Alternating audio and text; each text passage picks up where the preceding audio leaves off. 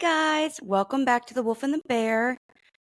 Okay, so I wanted to sort of have a moment to give an update as far as just Terri and her shoulder. So her surgery went really, really well. And now she's kind of just in that recovery phase where everything hurts and it kind of sucks. Actually, it sucks a lot. But she is on her way to being brand new on the right shoulder.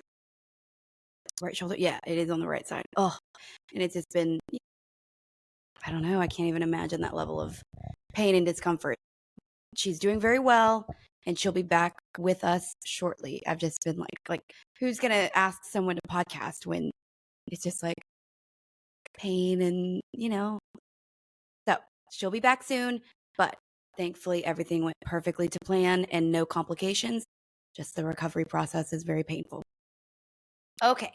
Oh, and the other thing is, I do have, so I am continuing as well to do the every other Wednesday, if you're in the DFW area, for sort of like a support group for anyone who's kind of having a hard time, which it's a very complicated time right now, energetically, spiritually, y'all see it. We're in the same reality. It's very, very strange. It's hard to do it right now. So we sort of are gathering to kind of lay our problems on the table, so to speak, to get a sort of a different perspective with the guides and kind of help understand how we can walk our independent paths forward towards like dialing in who we actually are, what it means to live authentically, and kind of the process they're in. So what we're going to be meeting tomorrow night, which is right now it's the 25th, so it'll be the 26th. So it's every other Wednesday, but please come join. Also, Terri does have her channeling class that will be back, and I believe it is Thursday, the 6th is when she'll be back. So yay! Everyone's kind of moving and grooving and doing our best. But now with that kind of over and out of the way, I sort of wanted to talk about and felt very led to discuss the topic around like sort of the process of manifestation.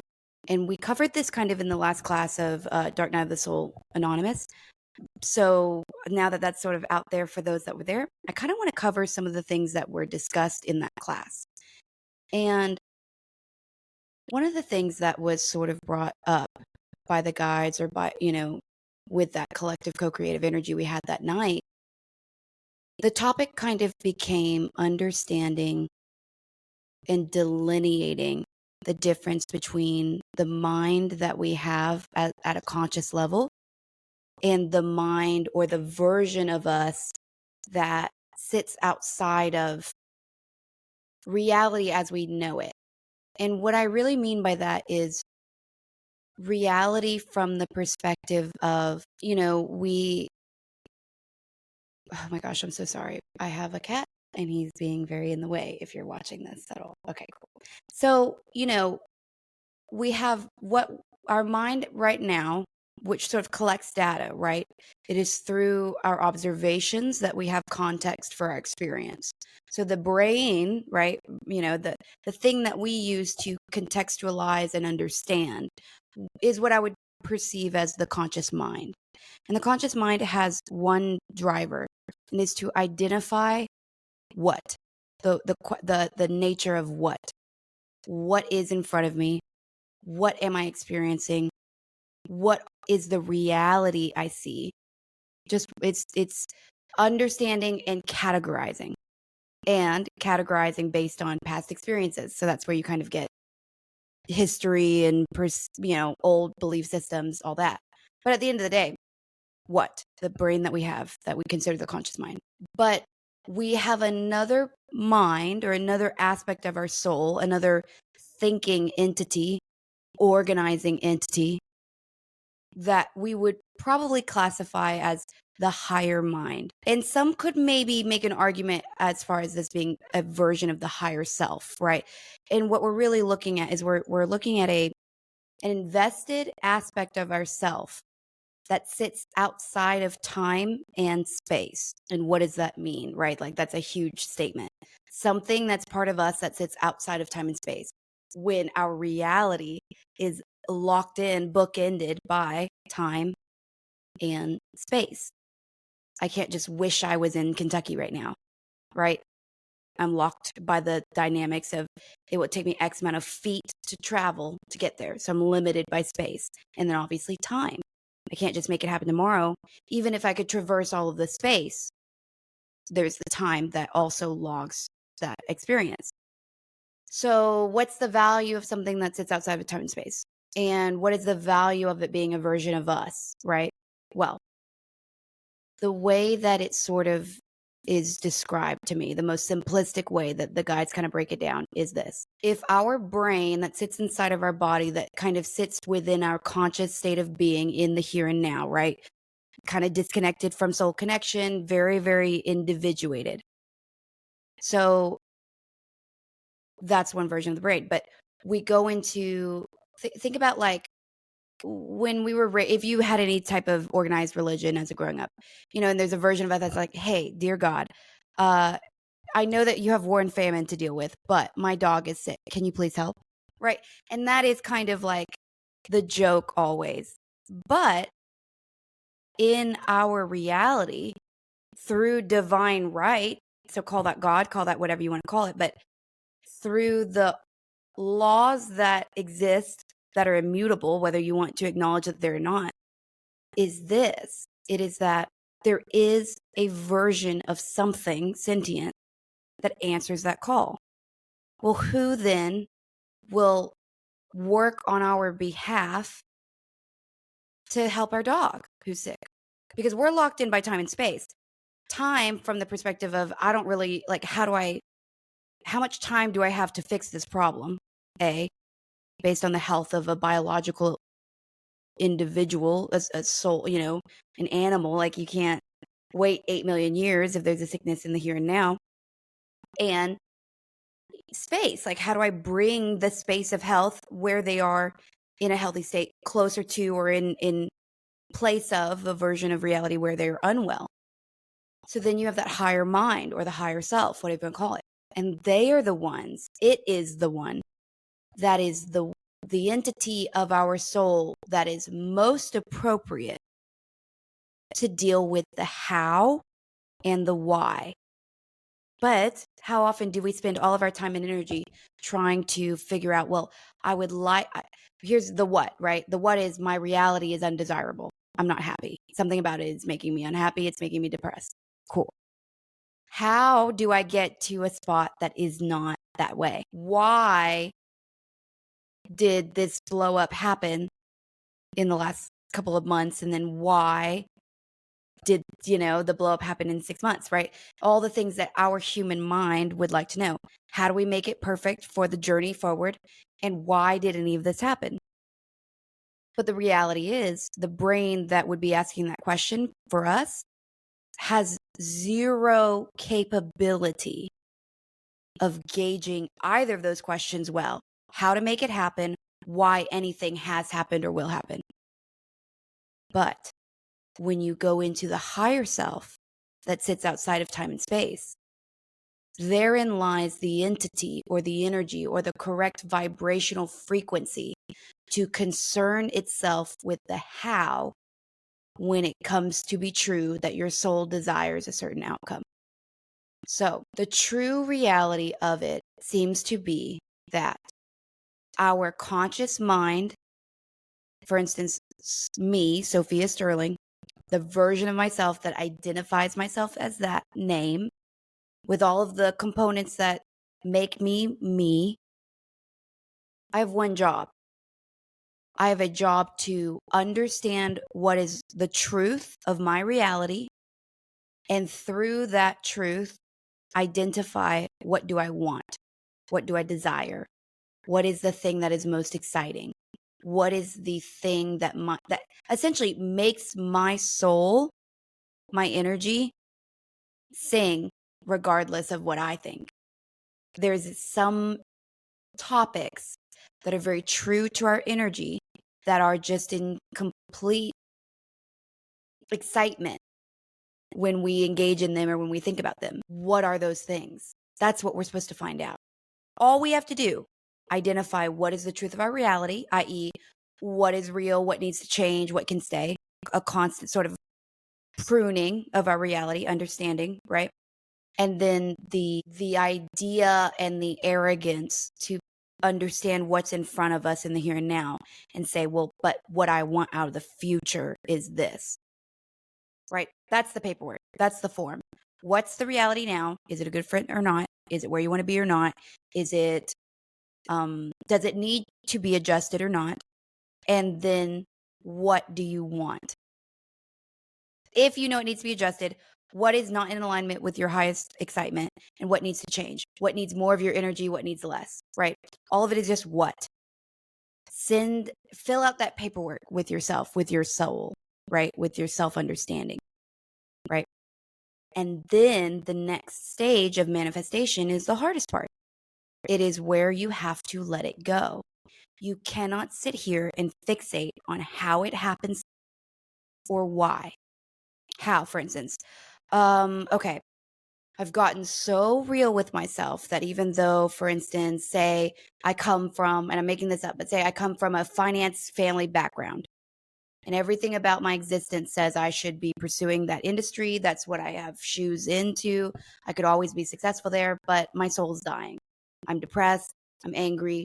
I'm very good at what I do, but it's not doing anything for me. And something's got to give because I'm thinking about burning it all down, right? That's kind of the sequence of thoughts that sort of happens sometimes. Okay, well, then maybe come to find through self-discovery, through self-honesty, you come to find that really what you'd like to do is be a park ranger. And you've dreamed about it when you were a kid. You remember thinking about Smokey the Bear, and then all of that got sidetracked because of the family stuff. Well, now you're 40 and now you're realizing I'm deeply depressed. Nothing's working. I hate finance, whatever. Recognize that once you start asking yourself, help me understand what my soul wants to do, and then allowing there to be space for that thought form to breathe, to develop, to come into focus, and then to be able to listen.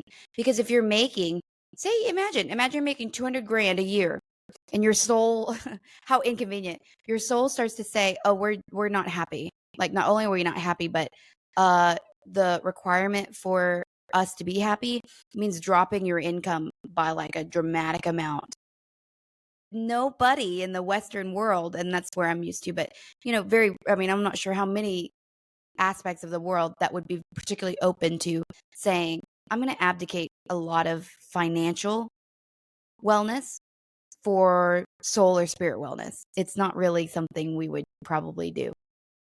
But yet, if you come to find that your reality is that awful, that you find that your reality is something that is generating more pain and frustration and sadness than anything else, recognize that through asking the universe, your soul, God, Earth, Gaia, elemental energies, ask, it doesn't, ask your own guides, like, right? What is it my soul is needing? And then not expecting an answer and allowing that answer to come to you, that will be everything. And that will change everything, because it will start to get, like, the guides will never assault you with, not only are you in the wrong industry, but like your life is gonna have to change 800 different ways. It doesn't start that way. You start to get an understanding of, out of nowhere, I'm starting to kind of have an insight on this friend. And oddly, now when I think about it, this friend never supports me. And this friend maybe never really makes me feel like I can do it. And that's the first thing you start to notice. That's the smallest thing that the universe brings to you to have you make a choice on, because that's all the universe can do. You still have free will. You still have to be in the driver's seat. But when you start asking the universe, what do I need? What is the next step? What do I do? How do I prune this rose bush that I recognize some parts are not doing well for me and some parts are? I need to salvage what's working and discard what's not. You'll usually not find this huge aha moment. You'll find an awareness that's usually uncomfortable, because if it were comfortable and easy, you wouldn't have struggled to do it by now. So something will begin to emerge that creates and causes discomfort and an inkling of dis-ease. And whenever that happens, what it really is doing is it's shining a spotlight on it. The faster that you make a decision about whatever is being shown a spotlight, the less dis-ease you deal with. I know that sounds like that is the fastest way through anxiety and depression, is making choices. That's the hardest part. That's what gets us into paralysis. That's what gets us into non-movement. It's an accumulation of decisions that we already know are hard to make. Thus, we don't want to make them. Thus, we don't make them. So then they just start piling up, and our timelines become essentially locked because they require if-thens, right? And if you've made no choices, there is no thens, right? So you kind of just exist in this, like, responding to the waves of your existence because you're not choosing anything. You're not taking action until you begin the process of taking action and it translating your physical energy into reverberated waves, i.e., when I send on a resume, that puts out my energy into the universe, that has to go out and be responded to and get back to me as a yes or no. Do you get the interview or not? Right. But through that action, I become a player, right? Momentum occurs, movement occurs, a yes or no, a step forward or a step back, or not a step at all, right? But if I don't step at all, nothing can make me do so. And it's it's a very risky idea to simply give it up to the universe to bring it to you, given the fact that every time you make a decision, and through a decision, a preference, and through a preference, you send out a vote into the future, there are plenty of people who are doing that. Of the population, I would say it's probably 10%. But if you choose to enter that 10%, recognize that it doesn't just mean you're going to get what you want. It just means that you are now in competition with only the other 10%, which is a lot less than the rest of the world. The rest of the world has a tendency to be very unconscious and very responsive. So if you say, I want that corner shop, then you're only competing with the other people that want that corner shop, right? So your vitality and the energy behind your desire and the energy required to manifest that, it is only being placed in competition with, because there's only one spot, right? Only one person can get that location at a time, right? It's a commodity. When we get so arrogant as to say we would like a commodity, whether that's a spot on the corner store, whether that's a partition of other people's money through a resource that other people, like if you're in massage, well, a lot of people are, but you're arguing that you want people's resources above other people in fair trade for your service. Well, that's kind of arrogant, right? So how does the universe conspire for you instead of the other people that want it? Well, part of that is maintaining your vitality, which I've talked about in different episodes. If I say, I put up my, bidding card essentially, right, saying I want it, but I've done 0% of energy conservation. My work and my home life is terrible, so I'm hemorrhaging energy all the time there. And I also am lying a lot, so I have no real identification with who I actually am.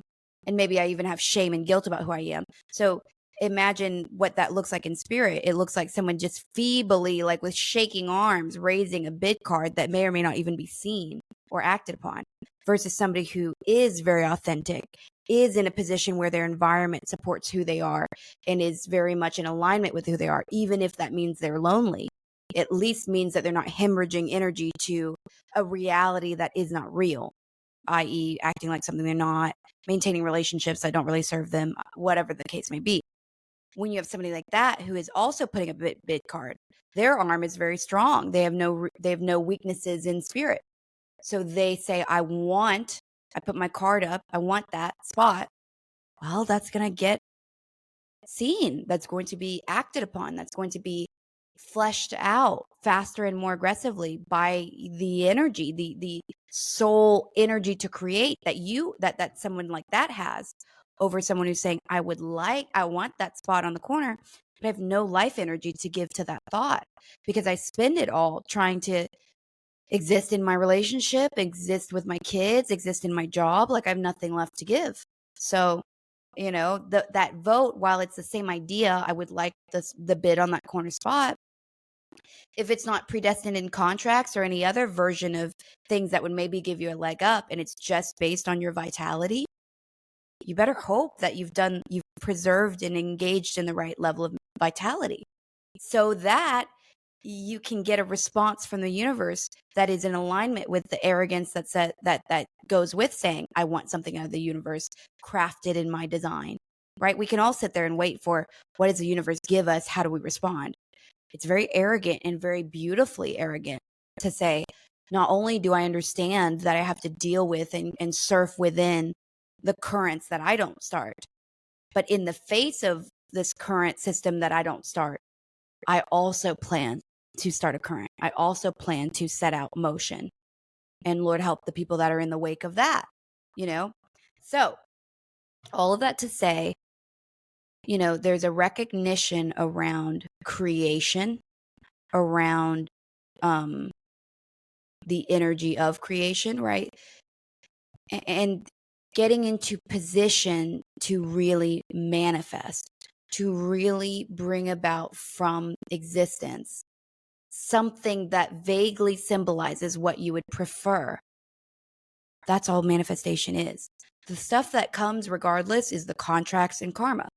It's like, if you have a contract to fail miserably, through no matter how much you want to manifest, no matter how strong your manifestation is, if it's in your contracts that you have to endure the process of catastrophic failure so that you experience the process of pure underdog rebuild, then that's the reality. You can't out manifest that. But in the event, and again, that's a why, right? And remember, our conscious mind is not, we can't ever know why. So we could sit there and say, well, the reason that we failed miserably is because our vitality wasn't what it was. But what if the why actually is you had a contract to do that? You had a desire to go and experience losing everything to then begin again, right? That's what you desire to experience. That's the contract that you had. Or what if that experience is because you had a lack of action? That maybe you were set up for success, but through your lack of action and your lack of sitting in the driver's seat, you lost that opportunity. Well, there isn't really a way to know why from a conscious state. You could go into meditation, you go into the higher self and get some answers, but not in our current physical human experience that we're not allowed to know. So if we're not allowed to know why, we must then presume that it's not really important to categorize on importance, future events or past, right? It means that if we can't know why, it's not important to know why. Because if it was important to know why, we would be able to. But that's not what our mind is able to access information to do, right? That is only accessible from the higher self. That's only accessible from energy that is not encapsulated in an ego that's locked into time and space. So then if we can't know why, would not it make sense to bank on yourself and what you want, even if it's wrong, even if it's not really in alignment with your soul, in the moment you think you want it? Guess what? I promise you, there is as much such thing as a positive synchronicity as there is a negative synchronicity. A prime example would be you're starting to date somebody new, but every single time you go over to hang out with them, something horrible happens and you're always delayed. That's a negative synchronicity.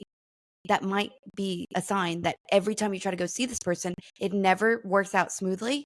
How interesting, because you would also be saying, if you were seeing someone, that, oh my gosh, every time it just happens so easy. Well, we're more likely to tell our girlfriends about that than we are to acknowledge that, hey, we really would like this person to like us and we like them. But every single time we try, it seems there's something else that just gets in the way. Why are we only able to listen to the positive synchronicities, right? Why don't we listen whenever it seems very arduous to pursue something to know, right? If it is for you, if it is in alignment with your soul, there's a flow that happens, and there's a natural kind of excitement and a lack of ability to set it down. And it's kind of this more healthy version of obsession.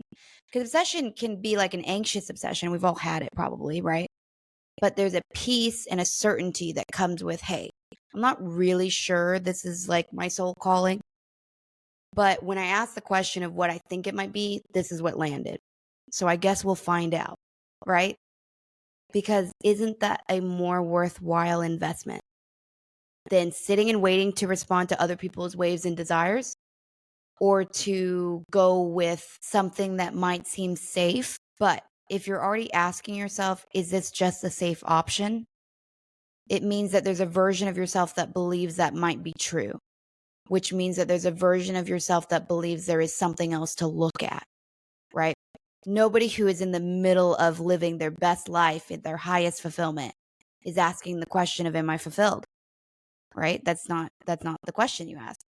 So, and I want to sort of give examples of that, because it doesn't really translate when it comes down to like careers. That's what I see the most in the work that I do.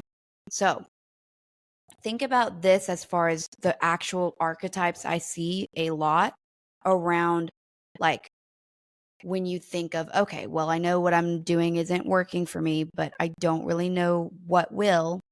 And maybe I'm very comfortable with my income. I don't know, like some version where you don't really have to make a change, but you know that your soul's decaying. Okay. So there are those that pursue knowledge, and they are kept well and whole and fulfilled when they're learning something new all the time. So what that really has a tendency to translate to is the interest is learning something new. The evolved version of fulfillment of that is learning what you learn, like collecting information as you learn it and then teaching it, right? So the student always has the final form as the teacher.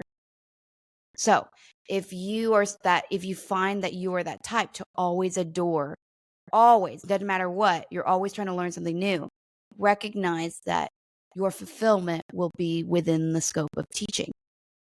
You just have to figure out to what degree, to what, like if you work a finance job that has no teaching, that means you have to go find something in your personal life and find an outlet to that. Because it doesn't always mean shift the way you make money. It just means maybe you need to add or integrate a way to spend your time that is fulfilling. Okay. So don't get me wrong here. Another version is, for instance, helping other people, right? Intellectually or emotionally. That might be different for people. Being in service. What does that mean? Like maybe you don't want to hear about people's problems, but you will spend 12 hours a day at a soup kitchen. They're very different ways of giving back. And they're very different ways of harnessing the way that that's fulfilling. So, knowing exactly how you're being fed is super important, maybe the most important.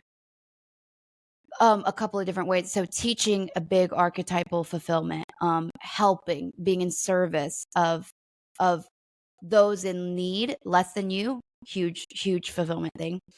Being in service of those misunderstood.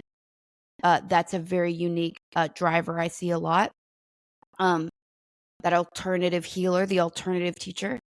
Some people have a very real thing with healing, whether it's Reiki, whether it's psychological, whether it's like more spice related, cooking related, medicinal related. That's a big driver for a lot of people, is healing, wellness. A big driver for some people is competition and conquering.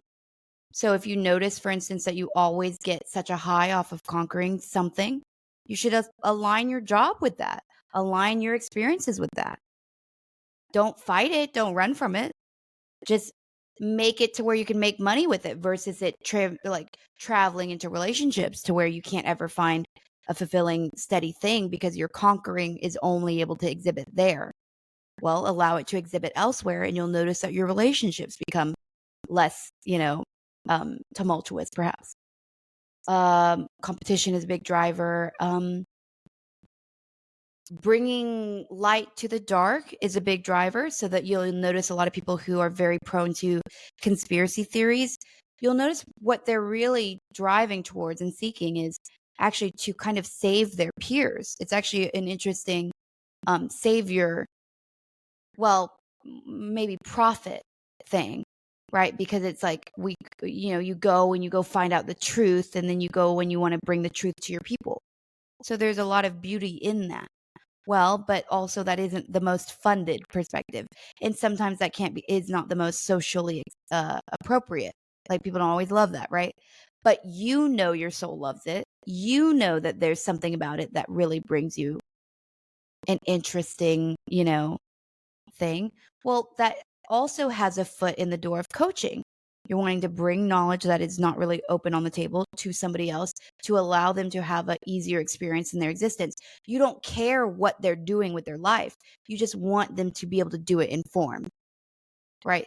So even those who are really locked into conspiracy, you have to recognize that they have a savior tendency that's very fulfilling to them. They have a knowledge desire that's very fulfilling to them. And there's a natural discovery, right? That explorer, because an explorer is also first contact. There's something very like dopamine related, but also adrenaline related with that. So recognize that about yourself in that regard. For women, sometimes it's a very maternal reality that is very fulfilling. Sometimes there's a very earth related fulfillment, i.e., gardening, cooking. Cooking is a very interesting relationship as far as honoring growth, or it's kind of, I think it is more metaphysically tied than we think. Those that are earthbound have a tendency to be they have an affinity in creation of that from the earth. So, I always have a tendency, it's kind of random, but it seems non sequitur, but it is connected. Those that have a high propensity to gardening and all that, if they can't garden, someone in a apartment, most of us nowadays, they meet that same energetic need by cooking sometimes. So sometimes that's an alternative to meeting a need while you can't go and build out a half a acre garden. Some drivers have to do with animals, training of them, breeding of them. There's such a I don't know, how do you say, like a dark negative connotation around breeders, and there's a lot of reason for why they're negative, but they are also chaperones of life, because there are animal souls that intend to incarnate here, and their intention is to incarnate around human beings, just as many as there are to incarnate without them and not around them. So breeders are much more beautiful than they are negative, even when they are distorted. Because think about this. You have 7 souls that have intentions to come in as a cat, right? They might come in evolved enough to understand that they need to experience unconditional love. Well, to really experience that topic, perhaps the beginning of their existence comes from the polarity of, first off, experiencing abject apathy and abuse, right? So this soul, maybe 7 of them, however, make it in that litter, they incarnate in the absolute worst experience ever with a breeder that is ethically and consciously corrupted and it completely, I don't know how you would say, I almost want to say like poisoned. Well, they also serve a purpose, because while that origin story is that first touch, that first vibrational understanding of just greed and abuse and usage of a soul for your own gain, with like a complete lack of attention or apathy to how that might feel or what that might be experienced, right? That is the core, antithesis of love, of unconditional love. And yet, maybe that cat, that kitty, winds up being sold to the existence that is the most profoundly beautiful. Again, that's the why that we have no business trying to gauge. So, I'm not saying go forgive abusive breeders. Like, that's their own thing. They have to deal with that karma. But recognize that they are also a tool that souls of animals that intend to go and experience polarity utilize, because they're not going to come experience that through a breeder that's very sweet and kind and loving and great. They can't experience that. Now, I know there's probably a message there somewhere for us in our origin, but that's a different episode for a different time. But anywho, so my point just being, well, I guess I've kind of gone all over the world with this, but in the first meeting I had about the Dark Soul, or Dark Night of the Soul Anonymous, one of the big topics was manifestation and the way it works. So that's what I wanted to cover the most. I'll go kind of back through the main part of it, which is the soul that's right here for us. It has one job. It is to fill out the paperwork that says what is authentically, honestly, what is the nature of our reality? Do we like it? Do we not? Can we change it? Can we not? Is it, can we only change our existence by our perspective? Because maybe we make too much money, maybe, or we can't do a divorce right now. Like, all reasons for why we can't exactly shift our physical reality. Well, that must mean that then we must shift our mental and emotional reality. Anywho, that change and the nature of that change and how it's all driven by our preferences, right? That in the scope of what is gets sent up into our higher mind, and it's their job, its job, to figure out how do we bring that forward, and why or other, like why did that tragedy happen? Why did that big great thing happen? That's all of its job.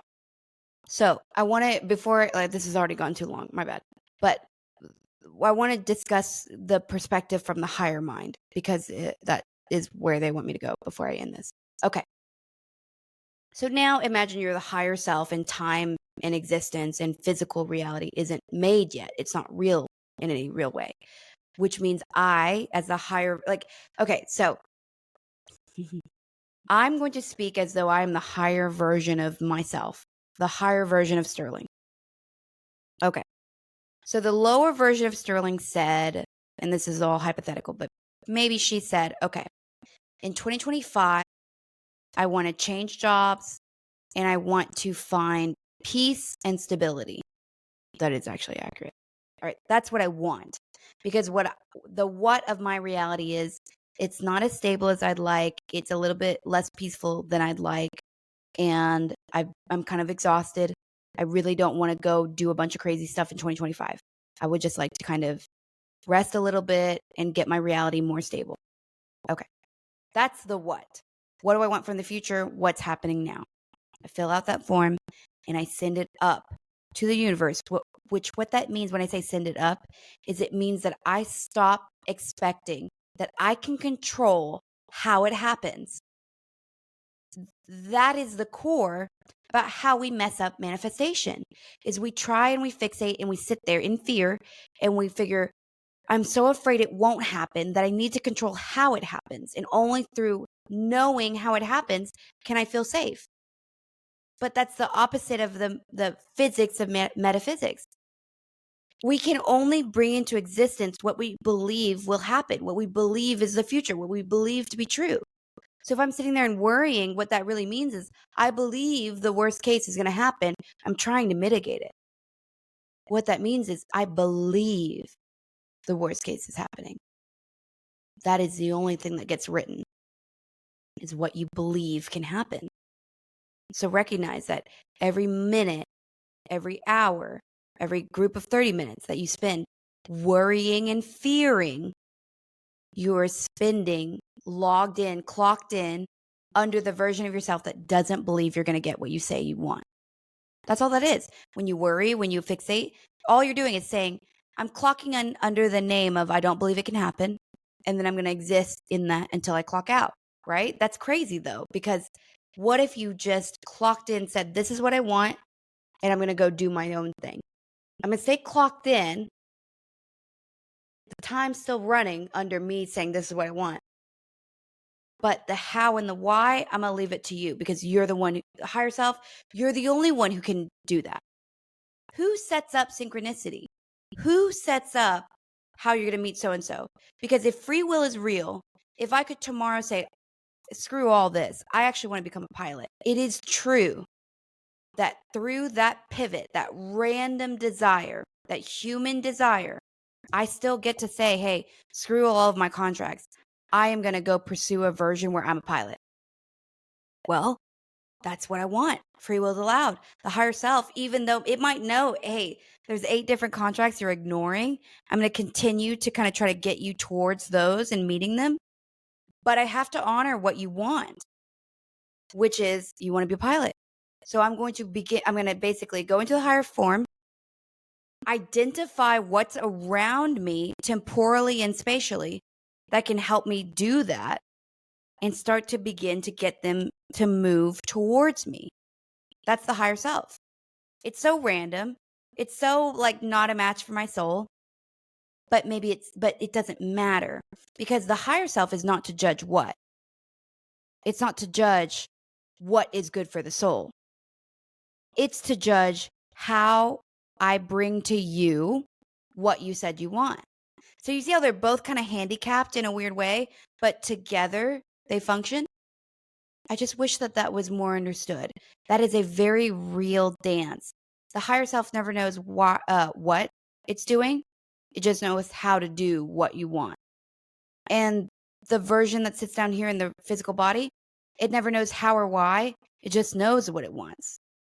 And they're both adolescent until they're put together. Then you get the full adult. Like, allow them both to be childish. Allow there to be a childish wonder around how it's going to happen.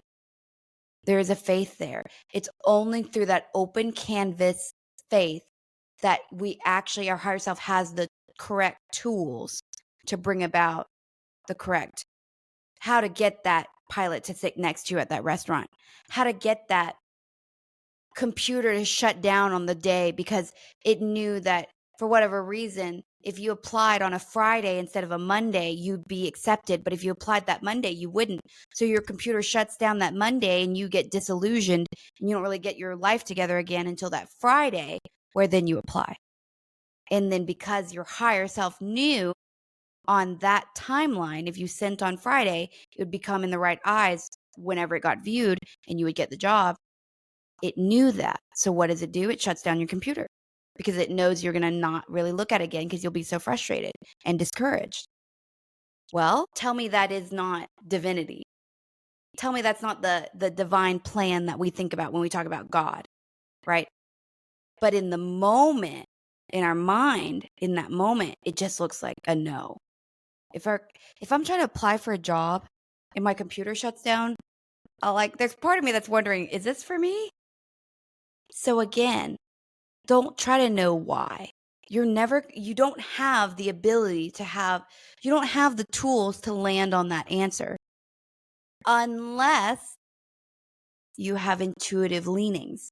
And again, all that means is you're locking into, you're leaning into energy that sits outside of your own ego to get closer to what is. Because like I said, the mind that we know as our mind has no ability to quantify how or why. And the version of ourselves that knows the how or why has zero ability to construct a judgment call on why or on what, like the direction it needs to go. It can't pick a direction. It just can act on the direction that's sent up, the paperwork that's sent up, right? So they can't really function without each other, but they can't do each other's jobs. So when we think about manifestation, when we think about what we want, how we're supposed to change our reality, recognize all you have to do is be so attuned and self-aware to have a really good what. What is my reality and am I happy out with it? What do I want in my future reality? That's all you have to know. And breathe and relax under the fact that as long as you keep your eyes on what you actually want, what excites your soul, what speaks to you, and you don't concern yourself with an expected outcome of doing that or an expected experience, what will it feel like when I do it? Then you are giving your highest self 100% of the energy to go craft on your behalf. If you say, well, I want to be a painter, but I need it to make X amount of money. Now you're starting to put stipulations and you're limiting your outcomes dramatically because you think, oh, well, for me to be safe and well, I have to make this amount of money. But abundance comes in forms of ideas, gifts, synchronicities, and physical cash. So you're only focusing on one of five.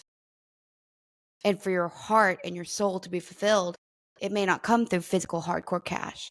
It might come through gifts, and the gifts might quantify themselves. Like, I'm not saying a gift like, oh, you get a coffee in the morning. I'm saying maybe the gift is so-and-so is retiring, and they're going to gift you their black book of contacts for your business, like in the industry of dog walking, because your passion is to be around animals, and you didn't require the universe to only bring you an option where that fit all of your bills. You said, bring me the option that will fulfill my soul, because guess what? Through that being met, you can't ever be destitute. You can't ever be unable to meet that need. If you're honoring your soul's vibration, the universe is required to be protective. That's the nature of it. That is the nature of why it is so detrimental to be pursuing stuff that doesn't speak to your soul, because there's no protection. There's no way that the universe can work on your behalf, because this isn't in your demographic.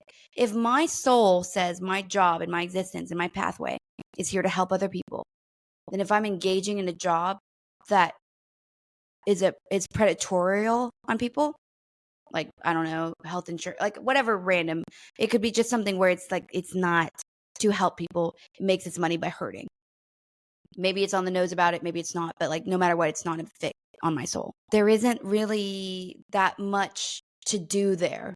There's no energy to manipulate.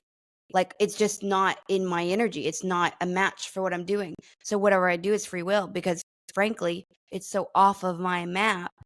I don't really get to have dominion. The more in alignment with your soul's path, the more the universe gets to move adversarial things out of your way, because you're honoring your soul's path. You're doing the one thing that we're supposed to. So it's protective to do so. One of the other reasons why when we have children for that period of time that we are their custodian, we also have a very protected path. Well, because we have to keep them safe.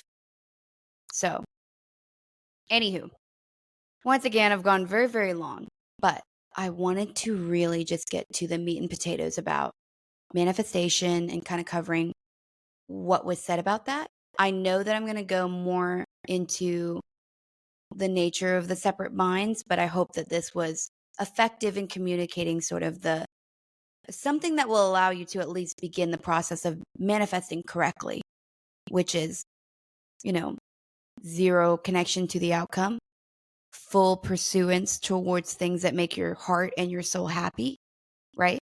And excited, and an awareness that we do not have any dominion over how things happen or why things have or will happen. As soon as we divorce those, like getting those minds back in their lanes, the more able we will be, like, cut through reality like a hot knife, be cut through butter. Because quite frankly, the majority of existence is not. It's not even trying to. So it isn't really like it that we have that much competition. Just lean into the arrogance, lean into, I want this. I don't really know how it's going to happen, but I want it. There's something really beautiful about that. And that is the highest form of energy you can give your higher self to go then and turn into what you want. That arrogance. I don't know how it's going to happen, but I want it. So I expect that it does. In the meantime, this is what I know I can do towards it. All right, then. Cool. That is the highest form of manifestation. It is not, well, that is the most pure and effective way. There are other ways. And, I will talk about some of the techniques, but at its core, the most potent and powerful form of manifestation is separating the minds into the what mind and living that through to the fullest degree with authentic, like real self accountability, and then understanding that the higher mind is separate. That if you want to understand the whys of things, to meditate with the intention of going into the higher self, because only then will you really get a why, and to live in accordance with your soul song without an expectation, because the expectation is the thing, the energy that messes it up. When you expect a certain vision of things, which handcuffs the higher self that says, I have to work on behalf of the what.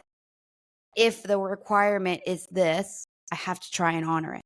Well, if your requirement is that it happened by the end of March, but really it could have happened organically by the beginning of April, did you do anything authentic there? Did you do anything good for yourself there? 0%. No. So, anywho, I hope this has helped. And again, as we walk through kind of the process of 2025, a ton of this experience will have to do with getting to the core of who we are. The job of this year, the job of next year, is when you get the impulse, the data point, the feedback that this is not working, there is not a way to shove that under a rug right now. The energy sits where every single rug is pulled up, and almost to a degree, every closet is being upturned. So if you've got skeletons there, no matter how artfully you've hidden them, they're kind of creeping out right now. And that is in your benefit, because quite frankly, skeletons in closets prevent us from being fully in reality, fully in whatever we're trying to hide. In owning what we've done wrong within our own energy, we bring more of our ability to act in the future back into ourselves. So when you hold like say, let's go to the extreme. Say I murdered somebody, right? Well, I'm holding up with my soul energy a reality where I didn't murder somebody. But then also I have to hold up energetically a reality where I did. So now I'm half strength no matter which version of myself I'm trying to be. Consolidate your realities. If you're lying about some dumb shit, we all have. Just stop. Let yourself, and if you can't stop, quite frankly, this is going to sound crazy. I get it. If there's some reality and lie that you've told, that the thought of going and rectifying that is too much, I hate that this is true, but it is in your energy's benefit to just cut contact, unfortunately, with the energy that you've lied to, because what you're doing is you are cutting off the necessity to uphold that reality. Is it super unfair to like your friend or your loved one? Of course it is. But it isn't like we got here by being particularly fair. Right now, what we're trying to do is consolidate our energy. Because what I promise you is, after you've cut off the reality that you're lying about, and thus through that, the people that you're lying to, you will be able to come into love with yourself, acceptance with yourself, that is much more valuable and much more vitally potent than any feedback you could get from those people that you've lied to. Because any version of that person, maybe like you've lied, it doesn't even matter what you've lied about, because when someone says, I love you, you're already saying, no, you don't. You can't love me because I'm lying about this thing and you don't know that. So you think you love me, but you don't. So you can't even accept what they have to give. So what's the cost of cutting them off is not really real cost, because after you've cut off all the realities that aren't real, after you've gotten back into alignment with what will actually make you feel good about living as yourself, living towards sort of something that has meaning, you will come to find that you have the strength to, at the least, stop lying and basically come up with a new lie that mitigates and diffuses the lie from before. I.e., for instance, like, let's give a horrible example, but say you lie about having cancer and you're ready to stop lying. That doesn't always mean that you go. I'm not saying it's right or wrong. I'm saying this is energy. This is human nature. I'm not saying you have energy to go and correct that lie with everybody that you lied to, because when you told that lie, what you were trying to harvest was care and love that you weren't getting and you knew that you needed. So you crafted a way to get it. It's not right. It's arguably wrong, but it is not necessarily fundamental in the process of rectifying. So for instance, you could just go to everybody that you know and love and say, oh my gosh, I've gotten great news miraculously, or through this data, or through this blood work, whatever. I am okay again. And through that first step of walking and saying, I am okay again, you are relieving others and those around you from having to give in to you, care, concern, whatever you're essentially stealing by the lie. So again, recognize there is a pathway that's imperfect, but the path is starting with, oh, I'm better now, to then maybe in 3 years after fully being healed, going back and saying to the people you love, I'm tragically sorry. I was really broken then. I needed a lot of love. I didn't know how to ask for it. I felt really unsupported, and the only way I thought I could be supported, or the only way I thought I could deserve support, was if I had cancer. And then at 3 years from that, right, like from the day that you're making the lie to 3 years when you're owning it, you've done so much healing that you recognize, if somebody chooses to not be in my life because of that lie, that's in their right. Like, they deserve to be able to make that choice. And if they choose to not be in my life, there is a peace and a maturity and an understanding at that time. I promise, because this is my life. This is an experience I'm explaining through self-expression, something I did, in the topic being around cancer or unwellness, sort of on the cancer level though, right? Everyone deserves to say, I don't want to hang out with you. Like, you lied to me about having cancer. That's crazy. Like, I don't want to know you. Okay. I understand that. And I'm now at an emotional capability of handling the loss of you. So now everyone's even Stevens. I've got to deal with the loss of you, which I didn't want to / couldn't handle, whatever. That's why I lied. And I am also allowing, reintroducing, through exposing the lie, that other person's free will, the ability to choose whether they want me in their life or not, given the fact that I lied about something significant. But my point with that is that there is a process, there's steps towards that you don't have to just completely be 100% in the good, in the green, in the light, as you are trying to approach that with yourself. We get stuck in the mud. It's inevitable. Like, I don't know how else to explain existence, but human nature is not, oh, I've been sinning, I've been doing this crazy stuff, and now because of enlightenment, tomorrow I'm not. No.